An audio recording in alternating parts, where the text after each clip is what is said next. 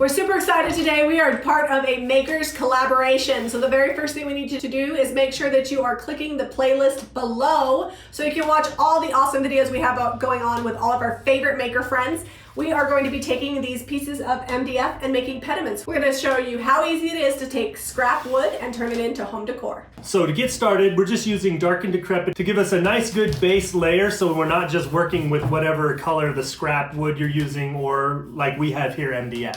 Yeah, when we do our wet distressing, we do not want to see the raw MDF. And Dark and Decrepit is nice because it's all natural and it has a built-in sealer, so when we distress, it won't go past this layer down to the MDF. You can pick up all the paint and products, including these pediments, if you don't have any you want to cut out on your own, at jamirayvintage.com. So we're going to be using raised stencils here in a little bit, but the next step is just very basic. If you are selling these, this is really important. If you're doing it for yourself, then probably not as important. We're just painting the backs and the bottoms before we go to the other side. We will also paint the other side. This is DIY skeleton key. It sticks to most everything. And the nice benefit of having that base coat of Dark and Decrepit is you will notice that you will not use as much paint on the other side because this MDF soaks that paint up. Oh yeah, once we get the paint on here, it's not coming off. Yeah, for sure. And once it's already got a base layer, each subsequent layer just doesn't use quite as much. And I always finish the bottom because people sometimes like to hang them on the wall and that edge would be exposed. Once I've got that side done, then I'll go ahead and do the front. And I'm not worried if the bottom gets messed up a little bit because we're gonna do kind of a chippy, distressed finish anyways. So I'm just gonna go ahead and I'll show you what I'm doing here. I'm just painting this on here. The nice thing about Dark and Decrepit is it dries in about 15 minutes. If you use a traditional stain, you need to wait upwards of 24 hours. And then you have to seal it over the top of that, then paint. If you're in a humid area, sometimes it's not even dry in 24. Yeah, and Dark and Decrepit is very, very thin, so it does not take a lot. One container goes a really long way for your projects. You can see I'm getting one coat coverage with a skeleton key, and you might also notice that we are inside without a mask, and that is because all of these products we're using today are all natural, totally safe to use inside, no mask or extra ventilation is required.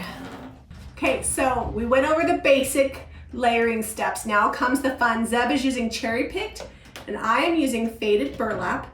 You do 1 part paint to 1 part salt wash. Is that the mix? Yep, that's the best ratio. You want to mix it up until it's about the consistency of thick frosting. All right, in this application, you're going to do it a little bit thinner because otherwise it won't go down into your stencil. So maybe 2 parts paint to 1 part salt wash. All right, give that a whirl right there. Wear a mask or keep your face away from mixing because you don't want to, even though the salt wash is all natural, you don't want to inhale it. It's a little bit thin, Seb. You need a little more? Yeah. I need a little less. I need more paint in mine. You need your... My stencil brush. You need your applicator stencil brush? My applicator. So I'm using the stencil brushes we carry at jamirayvintage.com. Again, everything you're seeing us use can all be purchased at jamirayvintage.com. The salt wash, the paint, the brushes. And then Zeb is using the Folklorico stencil. Yep. And I'm using one of our French grain sacks. This is the Grains for Near. So normally you would dab this off and dry brush it, but we want it to be nice and thick. So you just have to hold your stencil or tape it in place. And you're just gonna apply essentially your stencil medium on there. You're gonna wanna go up and down creating stiff peaks so that way your raised stencil has some volume to it and that's what gives it the great raised stencil look. What also makes this really work is our stencils are made more thick than your traditional stencils so that way it can hold up to this texture medium. If you use a thin, cheap stencil, it'll be a little bit more difficult to achieve this look. All right, for the reveal, ta-da! Oops, I forgot the word on the other side. Oh no. Oh no. Okay, hold on. I can line it up. Here, you're high. I'm high. Hold on. There you go. All right. I was like, something looks weird. Ta-da! You can always go back and fix it. Are you just leaving yours in the center there? Yes, because I'm doing words, but you're gonna do it all over, right? Yep, I think I'm gonna carry mine all over. All right. moving on down, I've just made sure that this was dry in the center so I can overlap my stencil, and I'm carrying it on over. Except using the Folklorico stencil, we also have a number of tile stencils that are made to be replicated so that way you get a repeating pattern over your whole piece. So you'll notice that Zeb chose contrasting colors, as did I.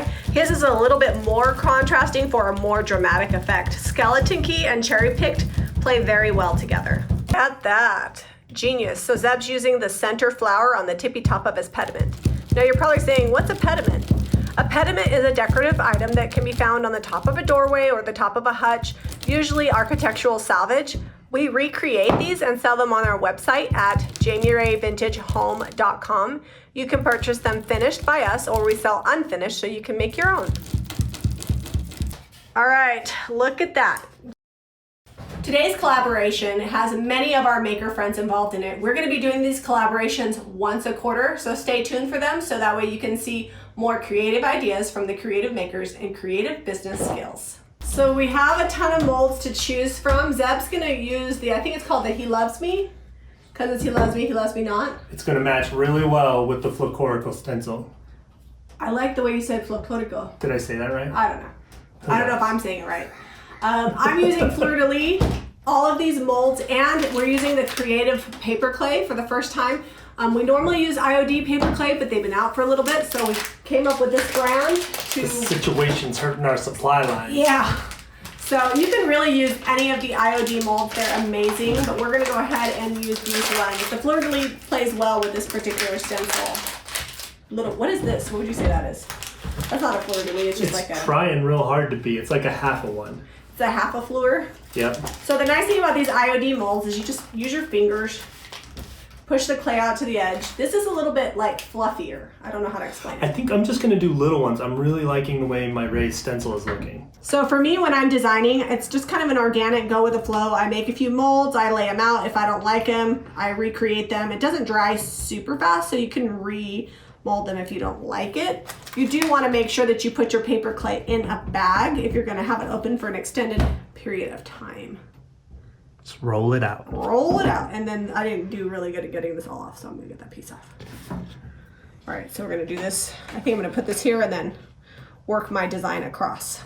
So I was struggling with my symmetrical / non-symmetrical design, and Jami had the great idea to put the molds where I already had flowers, and I had some that were going over the edge.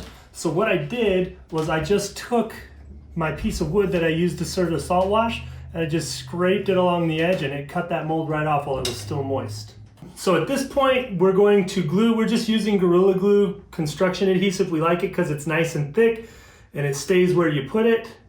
You can also use Titebond Quick and Thick or E6000. This dries really quick, and we buy it in the big gun because it's much cheaper, and we use this everything from attaching molds to pieces to fixing and repairing furniture and home decor. So I'm going to give those to you so you can get them back where they go. It's our one-stop shop because it sticks to just about everything and dries in about 30 minutes. Since your molds are still going to be pliable, that you do not push so hard that you lose the detail.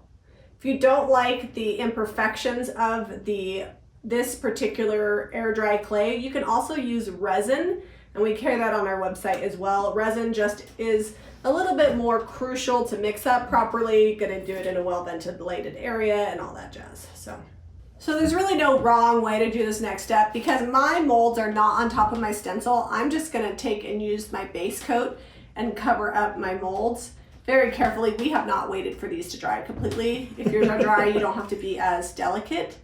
You do want to wait a few hours and that paper clay will dry.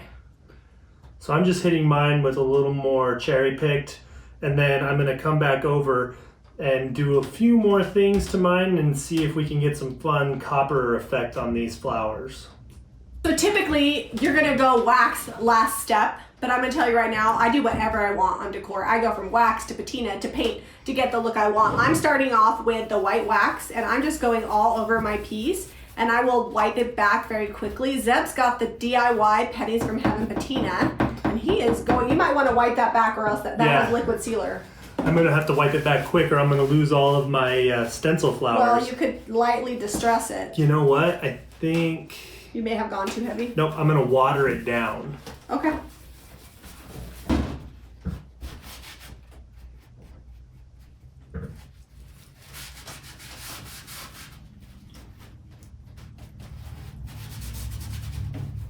Now that I've clear waxed this, I can sprinkle the decrepit goodness over my raised stencil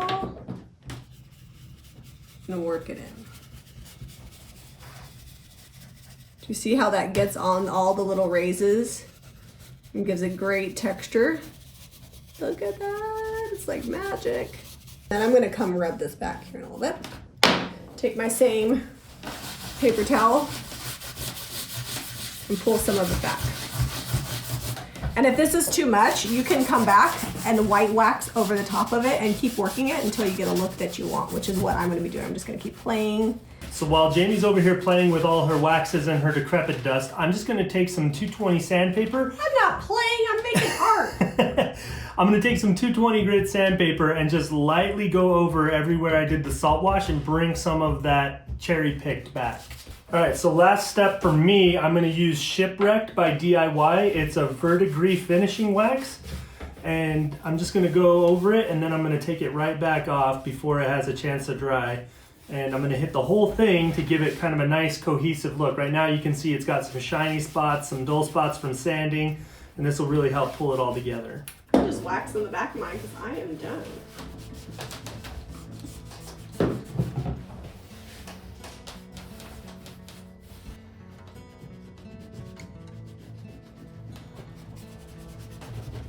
Mine needs a little more work. When you get some of the shipwreck where you don't want it, you can always come back with some clear wax, or if you get it a little heavier than you wanted, like on the tops of these flower molds, I'm gonna just hit it with the beeswax here and that'll help bring it back.